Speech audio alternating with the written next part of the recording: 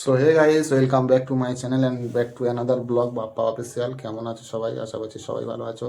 আর আমি বাপ্পা চলে এলাম নতুন একটা ব্লগ নিয়ে। তো আজকে দেখো আমাদের অপু এপারা কি বলে, বলো কেমন আছো তুমি? ভালো আছি। জিজ্ঞাসা করে দাও অডিয়েন্সকে কেমন আছো কেমন আছো সবাই। সবাই? তোমরা ভালো আছো? হ্যাঁ, আমি খুব ভালো আছি। আমি অনেক ভালো আছি। আচ্ছা, খাওয়া দাওয়া হয়ে গেছে? হ্যাঁ। আচ্ছা, তারপর এবার ঘুমাবে? হ্যাঁ। আচ্ছা। তো বন্ধুরা, ও বলছিল আমি একটু ভিডিও করবো তোমার সঙ্গে, তো সেই জন্য ওকে একটু তোমাদের সঙ্গে গল্প করালাম। আর আমাদের পূজা এই ঘুমাচ্ছে, ওমা। ঠিক আছে? ওমা। ঘুমে চোখ লাল হয়ে গেছে। হ্যাঁ, চোখ অ্যালার্জি, সত্যি পিপিল পিপিল করছে, চোখ অ্যালার্জি হতে। কালকে ডাক্তার কাছে যেতে হবে।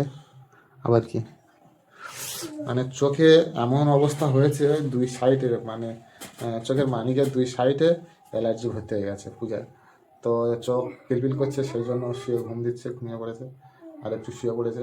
আর সারাদিন প্রচণ্ড কষ্ট হয়েছে, যার জন্য একটু শরীরটা ক্লান্ত হয়ে গেছে, তার জন্য শুয়ে ঘুমোচ্ছিলাম। আর আমি ভাবলাম তোমাদের সঙ্গে একটু গল্প করি। আর আরেকটা কথা হলো, মায়ের শরীরটা খুব খারাপ। তো কালকে ফটো করতে গিয়েছিলাম, ফটো করে আজকে দেখলাম মানে মেরুদণ্ডের যে হাড়টা আছে একটু খেয়ে গেছে, ক্ষয় হয়ে গেছে। আর একটু দুই সাইড মানে হাড়গুলো একটু সরে সরে গেছে, ঠিক আছে? তো কালকের একটা মেসেজ করার লোক আসবে।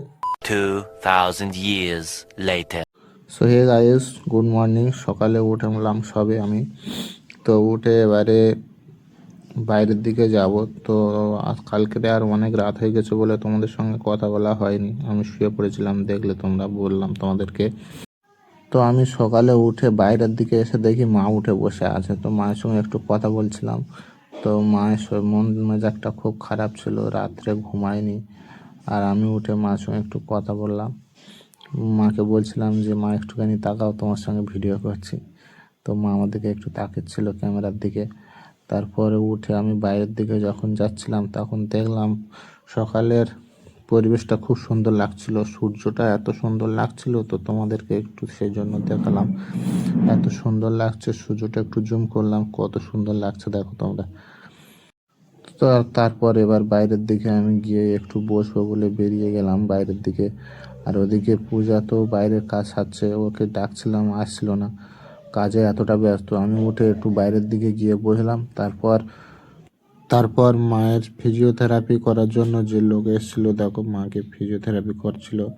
আর আমি দাঁড়িয়েছিলাম দেখছিলাম, যে এমনটা মায়ের জন্য দেখতে হবে আমি ভাবিনি। আর এদিকে পূজা কাজ করছিল। তো দেখতে দেখতে আমি বাইরের দিকে একটু চলে এলাম। তো তারপর আমি একটু ভিতরের দিকে গেলাম, মায়ের রিপোর্ট করে এসেছিলাম। আর রিপোর্টগুলো তোমাদেরকে দেখালাম, ঠিক আছে? রিপোর্ট আর ফটো। লোকটা এসে দেখে অনেক কিছু বলল। তো যাই হোক, পরে বলবো তোমাদেরকে, এখন বলার অতটা বড় ভিডিও অনেকটা বড় হয়ে যাবে, সেই জন্য বললাম না। তো সবাই একটু সাবস্ক্রাইব করে পাশে থেকো আমাদের চ্যানেলটা। আর অবশ্যই করে সবাই একটু সাবস্ক্রাইব করে পাশে থাকবেন, আমার চ্যানেলটা নতুন, ঠিক আছে? অবশ্যই সবাই একটু সাবস্ক্রাইব করে পাশে থেকো। তো বন্ধুরা, আমি বাড়িতে আছি বলে সবসময় শুধু আমাকে কাজ বলে, দেখো পূজা। আরে ধর, থাকলে মাখ আছে, আমার বললি বলেনি, না বললে থাকতো। তো চলো বন্ধুরা, ভিডিওটা আজকের এই পর্যন্ত, পরের নতুন একটা ভিডিও নিয়ে আসছে।